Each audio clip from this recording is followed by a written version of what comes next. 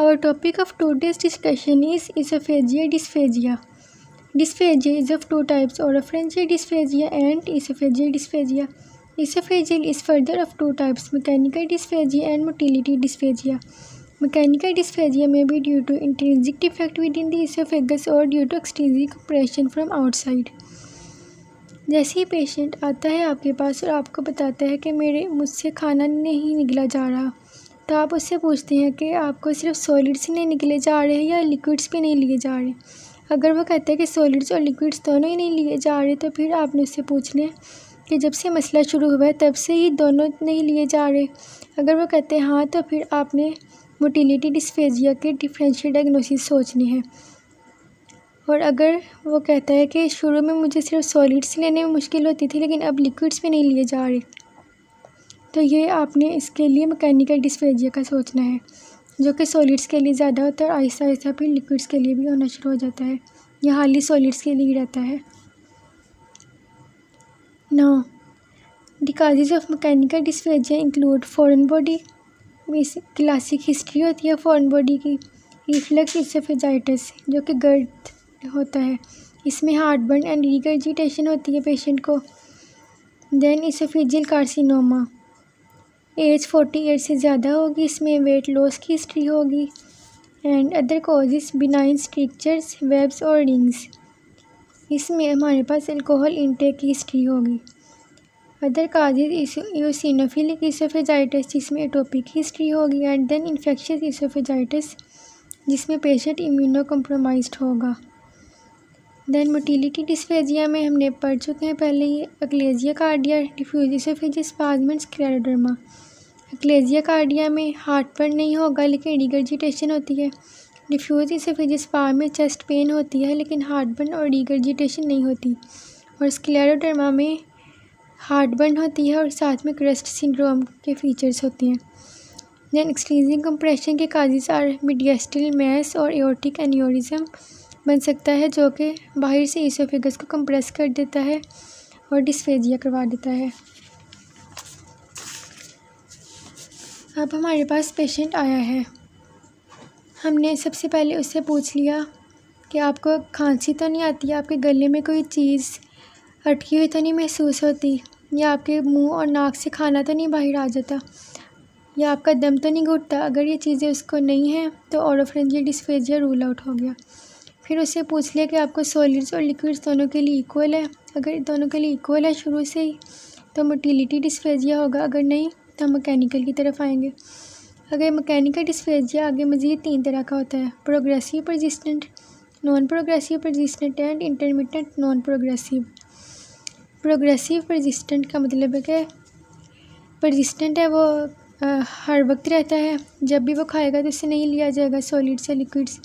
और प्रोग्रेसिव का मतलब है कि शुरू में उससे सिर्फ सॉलिड्स नहीं लिए जा रहे थे और आहिस्ता आहिस्ता वक्त गुजरने के साथ साथ अब वो लिक्विड्स भी नहीं ले पा रहा।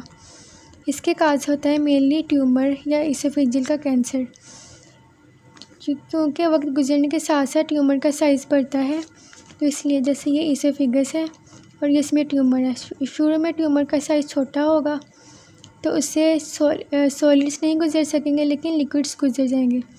वक्त गुजरने के साथ साथ ये ट्यूमर का साइज़ बड़ा होगा तो इससे अब सॉलिड्स तो पहले ही नहीं गुजर रहे थे तो अब लिक्विड्स भी नहीं गुजर पाएंगे। Then other type is non progressive and persistent, ये भी हर जब भी वो खाना खाएगा उससे होगा डिस्फेजिया। एंड नॉन प्रोग्रेसिव का मतलब है कि उसका जो साइज़ है वो कांस्टेंट है। ये होता है स्ट्रिक्चर्स या वेब्स या रिंग्स जब बनते हैं ना, तो स्ट्रिक्चर का साइज़ कांस्टेंट रहता है क्योंकि क्रोनिक इन्फ्लेमेशन के नतीजे में बनते हैं, इसलिए ट्यूमर की तरह स्ट्रिक्चर का साइज़ वक्त के साथ नहीं बढ़ता, इसलिए जितना वो शुरू में होता है स्ट्रिक्चर का साइज़ उतना ही रहता है, इसलिए इसका डिस्फेजिया नॉन प्रोग्रेसिव होता है। And then intermittent non progressive, ये होता है वेब्स रिंग्स में। इंटरमिटेंट क्यों होता है कि इसमें कभी तो खाना आराम से खाया जाता है और कभी नहीं खाया जाता। इसका मतलब है कि जो इसोफेगस है हमारे पास उसके अंदर फ़र्ज़ करेंगे रिंग बनी हुई है, अगर रिंग का जो डायामीटर है वो फूड बोलस से बड़ा होगा तो वो फूड आसानी से गुजर जाएगी उसमें से, लेकिन अगर उसका डायामीटर फूड बोलस से छोटा है तो फूड बोलस बड़ा होगा उस रिंग से तो वो नहीं गुजर पाएगा इसोफेगस उसी की रिंग में से, इसलिए ये होगा intermediate and non progressive. Then हम इन्वेस्टिगेशन मोटिलिटी डिस्फेजिया की हमें पता है हम 3 करवाते होते हैं, बेरियम स्वेलो, एंडोस्कोपी और मैनोमेट्री। इंट्रिंसिक मैकेनिकल डिफेक्ट देखने के लिए हम एंडोस्कोपी और बायोप्सी करवाते हैं। एंडोस्कोपी पे हमें इसोफेगस का ल्यूमन बहुत अच्छा नज़र आ जाता है, उस पर अगर कोई स्ट्रक्चर ट्यूमर वेब्स या रिंग्स होंगे तो हमें पता चल जाएगा। अगर एक्सटर्नल कंप्रेशन है तो इसके लिए हम इन्वेस्टिगेशन करवाते हैं सीटी चेस्ट, पूरे चेस्ट का सीटी करवा लेते हैं, इसमें से अगर कोई चीज़ इसोफेगस को कंप्रेस कर रही है तो इसका हमें पता चल जाएगा।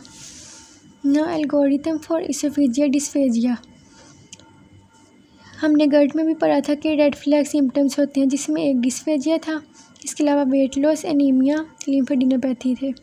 तो डिस्फेजिया तो आ गया है हमारे पास, इसके अलावा हम बाकी अलार्म सिम्टम्स पेशेंट से पूछ लेंगे।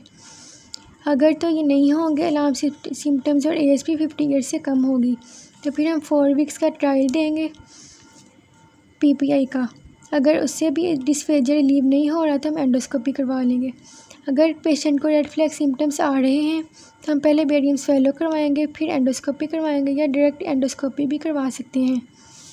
अब एंडोस्कोपी हमने करवा ली, उसमें अगर हमें कोई इसोफेगस के अंदर कोई मैकेनिकल लिए नज़र आ जाती है तो हम उसकी बायोप्सी ले लेंगे और उससे हमारे पास डायग्नोसिस बन जाएगा। अगर एंडोस्कोपी बिल्कुल नॉर्मल है यानी कि इसोफेगस के अंदर ल्यूमन में या वॉल में कोई मसला नहीं है तो फिर, और डिस्फेजिया भी उसको सॉलिड्स के लिए ज़्यादा है, फिर हम CT चेस्ट करवाएंगे तो उसमें हमें कोई मीडियास्टल मैस या वस्कुलर नॉर्मली नज़र आ जाएगी। फिर अगर एंडोस्कोपी भी नॉर्मल है और डिस्फेजिया उसके सॉलिड्स या लिक्विड्स दोनों के लिए है तो ये कोई मोटिलिटी डिसऑर्डर होगा तो उसके लिए हम मैनोमेट्री करवाएंगे, उससे हमें तीनों मोटिलिटी डिसऑर्डर में से किसी एक का पता चल जाएगा। देन कुछ केसेस में ऐसे होता है कि उसमें एंडोस्कोपी भी नॉर्मल होती है और मैनोमेट्री भी नॉर्मल होती है, तो उन केसेस को कहते हैं हम कि उनमें फंक्शनल डिस्फेजिया है। That's all about this topic. If you have any query you can ask me. Thank you.